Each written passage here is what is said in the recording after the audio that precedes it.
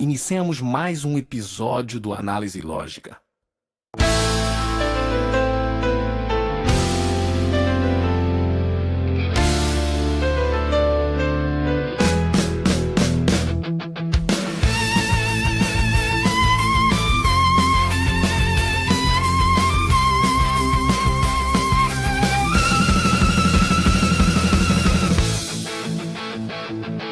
Sim, a análise lógica da realidade objetiva, baseada em princípios racionais. Vamos explorar fatos relevantes e ideias radicais, com base nos princípios axiomáticos da identidade, da causalidade e da consciência.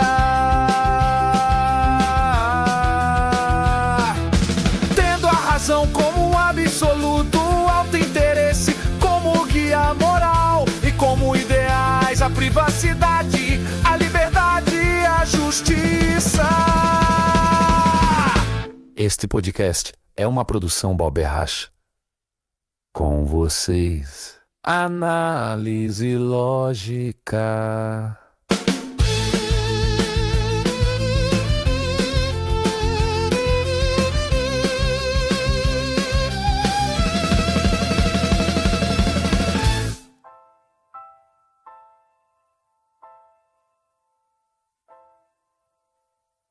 Olá! Hoje a gente vai mergulhar num tema bem filosófico, o pecado original. Opa, tema denso. Sim, mas calma, a gente vai por um caminho um pouco diferente. A nossa base é um trecho do Pecado Original e Razão, do Roberto Rachelsky. Ele usa o objetivismo para dar uma outra cara para essa ideia, sabe? Focando mais em como a gente pensa, como a gente conhece, é a tal da psicoepistemologia. Interessante essa abordagem. Pois é, e a provocação que ele faz é forte. E se o tal pecado original não for uma desobediência lá no Éden, mas sim uma escolha nossa, de todo dia, a escolha de não pensar, de meio que fugir da realidade? Pesado. Uma escolha diária de não pensar. Exato. Parece radical, né? Mas vamos explorar isso. A ideia aqui é entender essa evasão como a falha humana principal e ver como isso conversa, ou melhor, como bate de frente com outras visões da filosofia e da teologia sobre razão e conhecimento. Legal. Então, por essa ótica objetivista que o texto traz, a culpa não é herdada. É isso. Isso. Nada de herança. A falha seria essa decisão individual, sabe? De desligar o motorzinho do pensamento, de evitar encarar os fatos. A tal evasão. E o que eu acho fascinante aí, que o autor explora, é o motivo dessa evasão. Ele fala da dissonância cognitiva. Ah, sim. Aquele conflito mental? Exatamente. Sabe quando uma crença sua muito forte, pode ser um dogma religioso, uma ideologia política, até um sentimento que você nunca questionou, entra em choque com o que você está vendo, com a realidade objetiva. Sei, dá um super desconforto, uma ansiedade. Isso gera essa tensão, e a evasão então seria um mecanismo de defesa.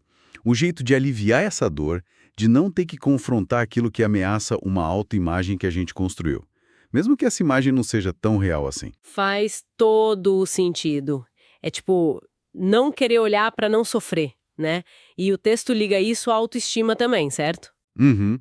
Quem tem uma autoestima baseada na própria capacidade de pensar, de ser racional, tende a encarar a realidade de frente. Até gosta de achar um erro no próprio pensamento para poder corrigir. Verdade, errar faz parte, né? O problema não seria o erro em si, mas a recusa em aprender com ele, em usar a lógica, os sentidos, para ajustar a visão de mundo. Perfeito. E aí tem uma distinção chave que o texto faz, que é bom a gente pontuar. Racionalidade versus racionalismo. Ah, boa! Qual a diferença aí? Racionalidade seria isso que a gente está falando, usar a razão conectada à realidade. Observar, testar, concluir logicamente. Já o racionalismo seria usar a estrutura da lógica, mas desligada dos fatos. Como assim? Tipo, você parte de uma ideia arbitrária, uma premissa que você não validou na realidade, e aí usa a lógica impecavelmente para construir um castelo em cima daquilo. É uma forma mais sofisticada de evasão, entende? Entendi. Uma coisa é pensar sobre o mundo real, a outra é usar a lógica para justificar um mundo inventado na sua cabeça. Mas, bom, essa visão da razão como a ferramenta principal, ela não foi sempre a dominante na história, né? De jeito nenhum. É uma briga de gigantes ao longo dos séculos. Pega Santo Agostinho, por exemplo, super influente. A leitura que o texto faz é que ele associou o pecado original à curiosidade, ao desejo de conhecimento à tal árvore proibida lá do Gênesis. O que passou a ideia de que querer saber demais era meio perigoso. Exato. Acabou levando a fé, a revelação, acima da capacidade da razão humana de descobrir as coisas por si só.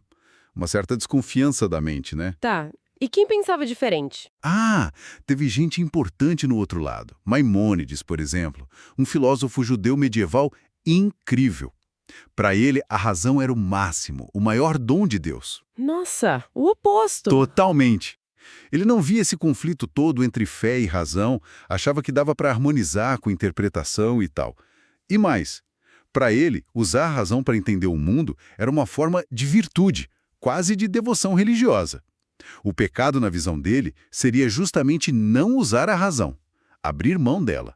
Que interessante essa tensão. E depois, como ficou isso? Tomás de Aquino tentou conciliar, né? Tentou. Tomás de Aquino, com influência de Aristóteles, deu mais valor à razão que Agostinho. Achava que ela podia sim conhecer verdades naturais e até preparar o caminho para a fé. Mas ainda mantinha a ideia do pecado original e a fé como superior. Foi uma tentativa de síntese. Ok, mas você falou numa virada contra a razão. Segundo a análise do texto, a virada mais decisiva nesse sentido veio mais tarde, com Immanuel Kant. Kant, o que ele fez, assim, resumidamente? Bom, simplificando bastante, né? Kant argumentou que a gente não conhece a realidade como ela é, o númeno. A gente só conhece o fenômeno, ou seja, a realidade já filtrada pelas estruturas da nossa própria mente, espaço, tempo, categorias. Ah, entendi. Tipo usar um óculos colorido sem poder tirar. É uma analogia possível. Ele meio que criou um abismo entre a nossa consciência e a existência lá fora. E a consequência disso, argumenta o Rashevsky no texto, é que a própria ideia de uma verdade objetiva, acessível a todos pela razão, fica comprometida. Puxa! Se cada um está preso na sua própria versão filtrada, talvez a dissonância cognitiva nem seja vista mais como um erro a ser corrigido pela razão, mas algo estrutural, quase inevitável. E aí, a evasão da realidade objetiva talvez até ganhe uma espécie de justificativa filosófica, né? Fica mais fácil defender o subjetivismo, o relativismo. Nossa, que reviravolta. Então, a história do pensamento ocidental teve essas idas e vindas fortes sobre confiar ou não na nossa capacidade de conhecer o mundo pela razão, e o objetivismo, essa linha que o Rachus usa, onde ele se posiciona. Claramente do lado que valoriza a razão, como Maimônides, mas de forma totalmente secular, sem base religiosa. Para o objetivismo, a razão não é só uma ferramenta importante, ela é a única ferramenta confiável que a gente tem para conhecer a realidade. E é a base para a ética, para viver bem.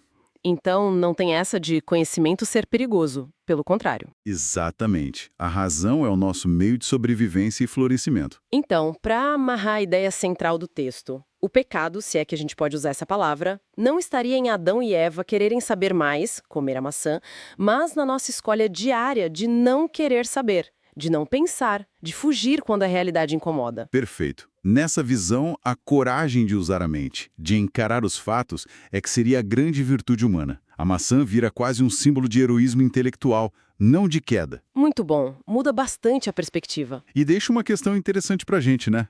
Se essa evasão é mesmo um problema tão central, como é que a gente pode, talvez, treinar a nossa percepção? Como transformar a dissonância cognitiva de um gatilho para fuga, para defesa, numa espécie de alarme? Um sinal útil de que, opa, tem algo aqui para investigar, para ajustar nas minhas ideias e entender melhor a realidade. Uma excelente provocação para a gente levar daqui essa escolha cotidiana, quase invisível às vezes, entre encarar a realidade ou desviar o olhar.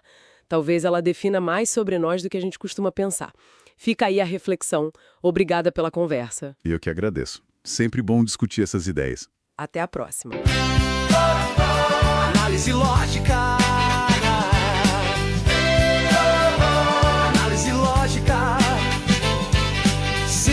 análise lógica da realidade objetiva, baseada em princípios racionais.